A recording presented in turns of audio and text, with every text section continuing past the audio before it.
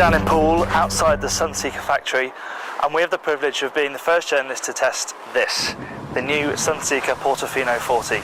Surely one of the most hotly anticipated boats of this year. It makes its debut at the Southampton Boat Show, but we're going to test it right now. So let's jump on board and see what Sunseeker's latest boat is going to bring to the market. Okay, so we're up to cruising speed now. We're doing just under 3,000 RPM, and the boat's going along at 26.5 knots, and it feels very comfortable indeed. The view out is good, it's nice and quiet. This is in fact the smallest engine opposite the Volvo D4 330s, but it doesn't feel underpowered, and whatever you choose, you get stern drive, so it means that the handling is excellent, really nice and agile.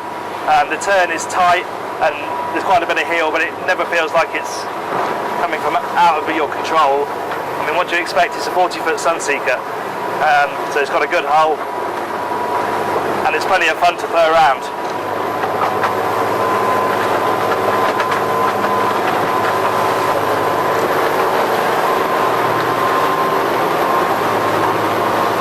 So in terms of helm layout, there's not too much that the helmsman is wanting for on this boat. As you can see, the position itself is really good, with the wheel nice and close to the throttles, so you can sit back in the chair and you don't have to overreach to use either of them.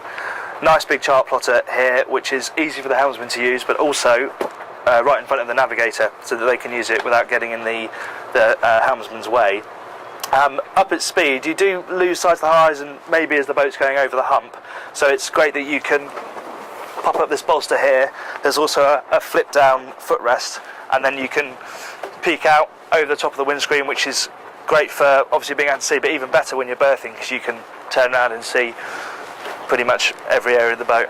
Any 40-foot sports cruiser worth its salt has got to have a really good cockpit, and luckily the Portofino 40 is one of those boats. At the stern, Sunseeker have gone for this sort of split seating sunpad situation, but if you pull back on this rest here, you've instantly got a much bigger sunpad for when the sun is actually shining.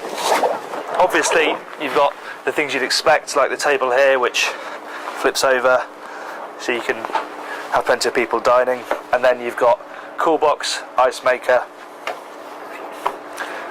and of course the cockpit griddle under here as well.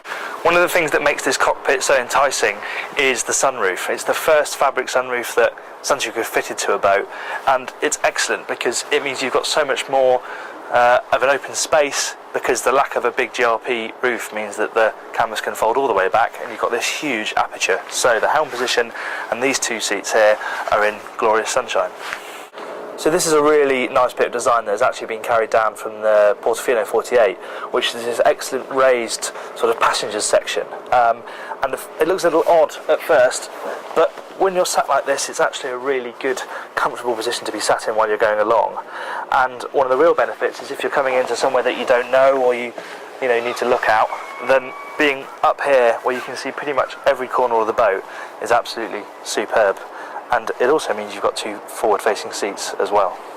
The unfortunate downside of having such a wide and accommodating cockpit is seen here on the side decks, especially back at this part of the boat where the guardrail has run out, and although you've got this handhold here, unfortunately you're pushed out by the top of the roof and the nav light, so it does feel a little bit precarious getting down here, and really it's a matter of walking, or sort of shuffling forwards like this, and it does feel pinched all the way along.